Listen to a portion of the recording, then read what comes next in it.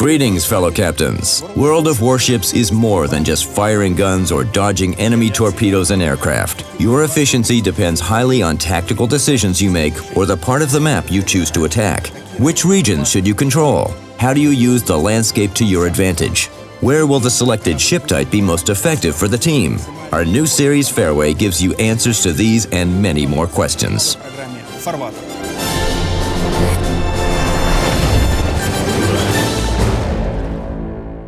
In the first episode, we decided to take a closer look at the New Dawn map. At the moment, it has 2 game modes available, domination with 3 or 2 capture points. In the first case, there are 3 main regions, the center and both flanks. Since victory depends on capturing and maintaining control of these points, it's not wise to choose a defensive approach.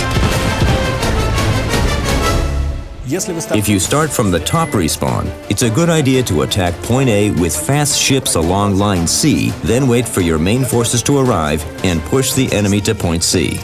The task is symmetrical when you start from the lower respawn. Move to Point C along Line A, capture it, turn around, and attack Point A. In general, it's a mistake to go directly to A from the lower respawn, or directly to C from the top respawn, because the main enemy forces usually gather there.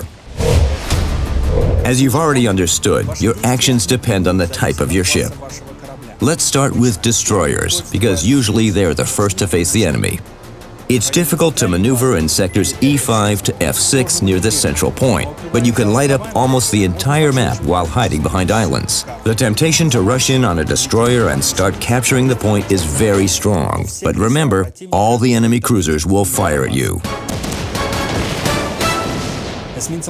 Destroyers with long-range torpedoes should concentrate their efforts on covering the center and straits around it. Their colleagues with short torpedoes should use their artillery to fight off enemy destroyers. Don't forget that the islands provide perfect cover for a stealth approach on a battleship, followed by a devastating torpedo salvo. Light cruisers with a high rate of fire should provide artillery support to Allied destroyers in the center and straits around it. They are tasked with eliminating enemy destroyers and light cruisers. It's important to prevent destroyers from getting close to Allied battleships and aircraft carriers, but it's equally important to know when to withdraw from a fight, because the value of fast ships at the end of the battle increases considerably. Heavy cruisers should concentrate on destroying enemy light cruisers. And if the opposing team has aircraft carriers, stay close to Allied battleships to provide them with additional anti-aircraft defense. Battleships must maintain a distance from control points that allows to fire on at least one of them. For the lower respawn, we recommend sectors H5 to I6, and for the top respawn, sectors B5 to C6. Then they should push through the center. Don't forget to stay clear of the islands to avoid colliding with them or catching a torpedo from a random destroyer.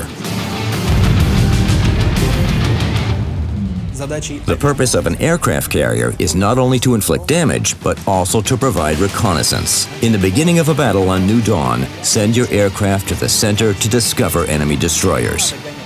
Your teammates on cruisers will sink them in no time, and don't waste torpedoes and bombs on destroyers. Battleships are way more rewarding and easier targets.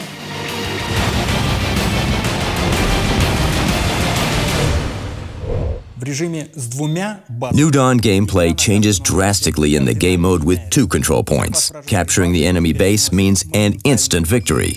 It would be a good idea to find the positions of enemy forces and adapt your tactics to this information.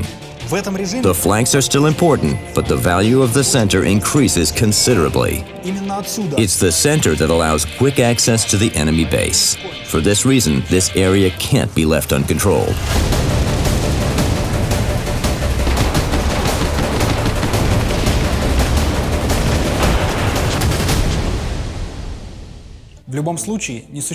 Regardless of the game mode and team composition, the side that makes fewer errors will be victorious, just like in real battle. That's all for today. See you in battle, captains.